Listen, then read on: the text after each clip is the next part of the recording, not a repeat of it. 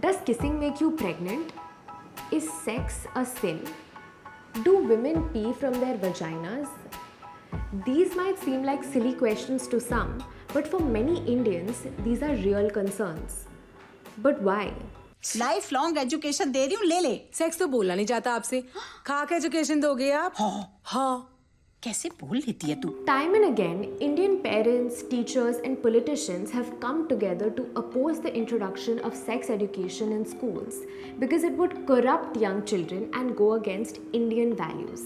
In 2007, when the HRD ministry tried to make sex education compulsory in schools, there was a huge uproar, with several Indian states even declaring a ban on sex education. In 2014, our health minister made multiple public statements about banning so-called vulgar, aka sex-positive sex education in schools and promoting abstinence. Since condoms promise safe sex, but the safest sex is through faithfulness to our partners.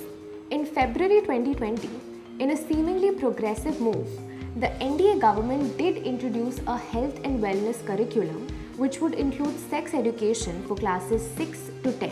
However, the curriculum, which includes components like nutrition, sanitation, and substance misuse, shies away from even using the term sex education, calling it adolescence education instead.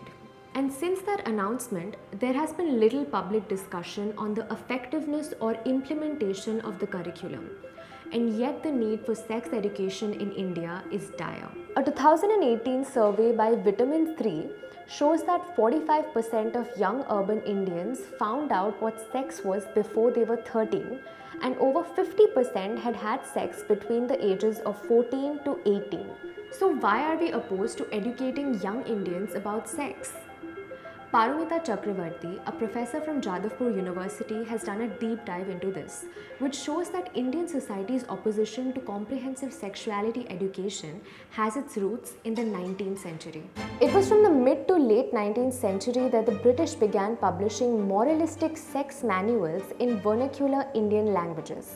These Victorian manuals prescribed abstinence and treated sex as a joyless necessity married couples had to undergo to procreate. At the same time, a new kind of Hindu nationalism was emerging, which stressed the importance of the Brahmanical ideal of brahmacharya or celibacy as a necessity for attaining spiritual purity. With Gandhi's embrace of celibacy, this link between nationalism and rejecting sex became even stronger. Though ideas like celibacy were being embraced as ancient Hindu practices, the texts which were propagating them were ironically often influenced by Victorian sexual norms. Arpita Das points out that post-independence, we were one of the few countries in the world to introduce a national family planning policy in 1951. However, rather than promoting a healthy approach towards sex and sexuality, the state began to emphasize exercising sexual control or restraint. And going back to Paromita Chakravarti's research, from the 1990s, local resistance to globalization also took the form of opposing sex education. But here's the thing, sex education from a young age is necessary for all Indians. Our sexuality is an integral part of who we are, and being able to understand and explore it safely should be part of our education as human beings.